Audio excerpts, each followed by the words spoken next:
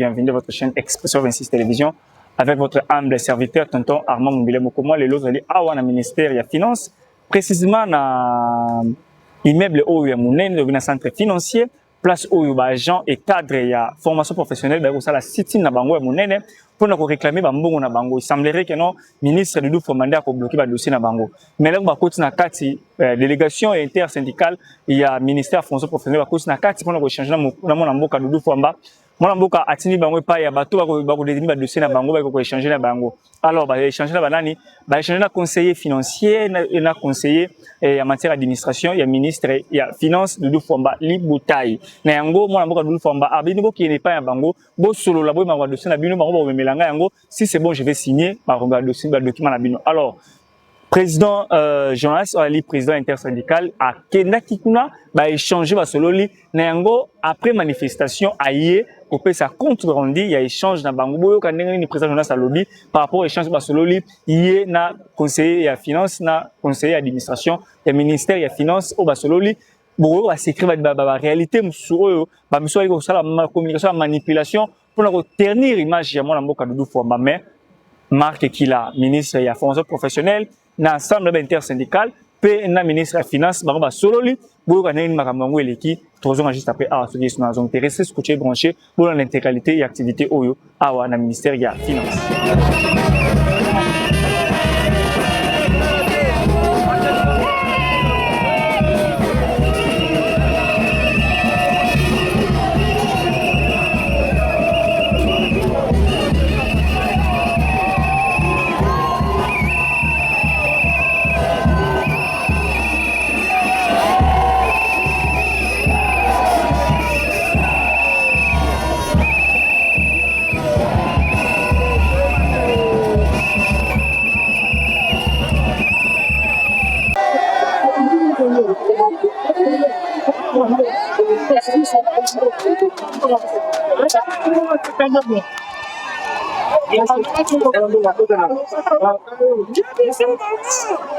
Yeah, bonjour. Bien, papa. Comment on a ingénieur John Gunta, papa? Bon, si nous voyons la piste, nous avons déclaré ça dans la piste. Et dans la piste, nous avons un niveau de budget.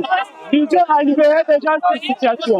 Et si le ministère FPAM est libéré, et si le Doudou Fouamba a signé au pays. Jusqu'à présent, comme lobby Kuna, avec un voyage dans le président de la République. Retourne dans les lobbies sautoyés. Quelqu'un a signé, on va la hawa. Si on se remet ça, c'est pas mal. Salut. Papa,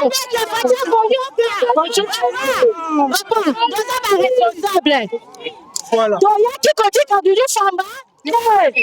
Mbongo na biso huye yalonda lelo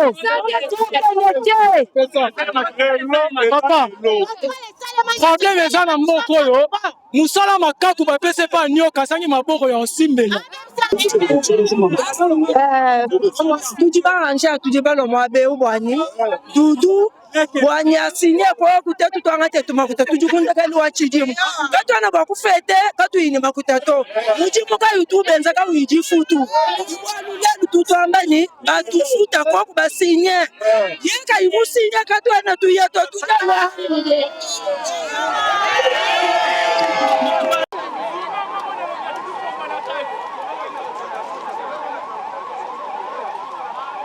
biso ba transport toto futa bango biso mo na bambongo donc toko même na difficulté ba misala ekufi na ba employé ba komo kima parce que bango mo na biso ba moins sérieux. Alors awa exactement ozo c'est la nini et pas un ministre en finance. Bon parce que banda la biso mbongo to banda d'abord ko taquer ministre sur budget il y a ministère formation professionnelle alors tu comprenez que dossier na biso comme qui na budget banda dossier na comme na budget batinde na finance a signé déjà. Si vous êtes à signature moko pour notre ministre Doudou Fouamba signer mais à faire marcher biso na ndenge nyonso donc ni ko pesa biso mbongo te to comprendre te yango to loba ke lelo tozali awa s'il faut to la awa to la awa soki ba boma biso président Facha zo mona batande ba boma population na ye. Merci beaucoup. On déclarer DT0 na biso bato mosusu kutu babandi ba 2024 me biso depuis tobanda sans tofutamaka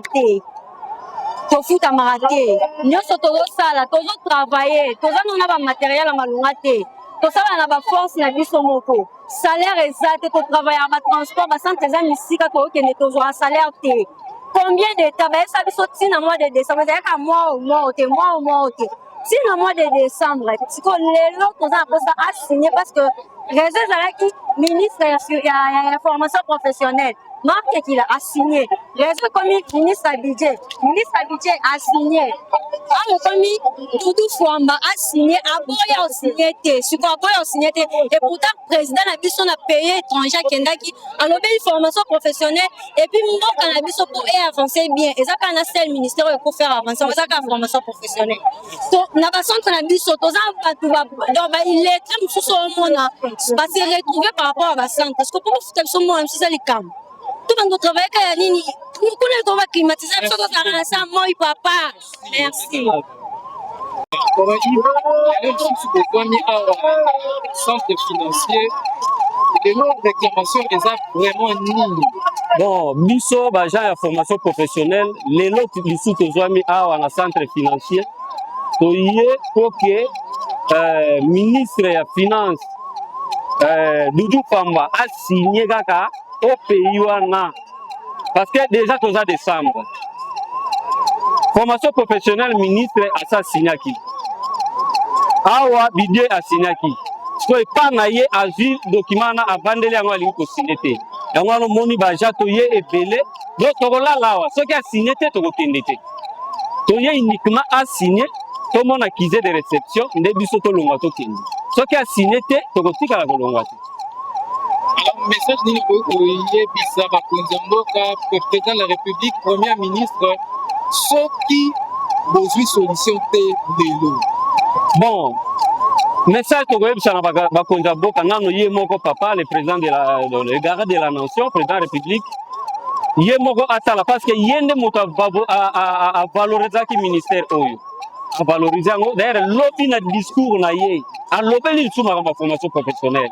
Et tozalaka na nani na tokutanaka na premier ministre tant tobandi ba démarche oyo bon na comprendre te comment ba institution na bango ezokela bango te yo président ya république lobby likambo premier ministre a lobby yango et comme pas ministre moko boya finance a bloqué mécanisme donc décision nini pona biso ezala ministre ya formation professionnelle Marc Kila ezala Fouamba balongola bango bazo sala soni ya président parce que ba agent oyo ba votaka pe président république parmi bato ba votaki ye et puis 2028 ba ko voter alors tango bazo nyokola plus de 100 et 600 000 agents bazo nyokola bango pour 2028 banani ba ko voter nani ya toza déjà na nani na numéro ya nani DTO toza na numéro déjà toza na numéro wana donc DTO tango ezwamaka ekendaka mbala moko na finance a signé au pays parce que toi déjà na DTO finance pas signé au pays numéro DTO yango etikali nde finance a signé au pays ekende na banque centrale azwa yango distribuer yango na babanke oyo eza destiné mpona baja bazwa mbongo. Merci beaucoup.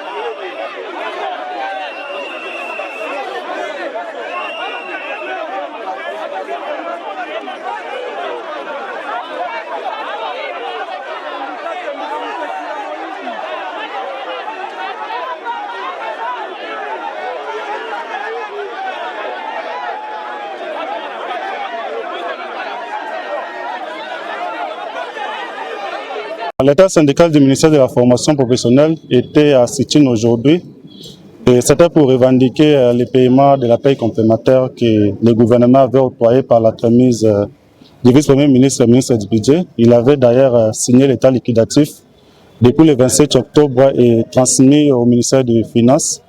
Alors notre DSO avait eu le numéro DTO depuis le lundi passé. Alors dès que le dossier était transmis, on était informé de ça et quelques jours après, on a entamé les démarches. Donc on a sollicité trois audiences auprès de son Excellence, Monsieur le ministre des Finances. Et on a été reçus par les conseillers financiers et les conseillers chargés de l'administration.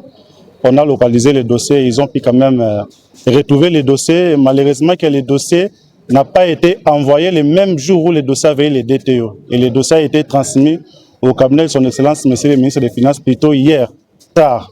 Et le conseiller financier a d'ailleurs montré les cahiers d'enregistrement des réceptions des dossiers.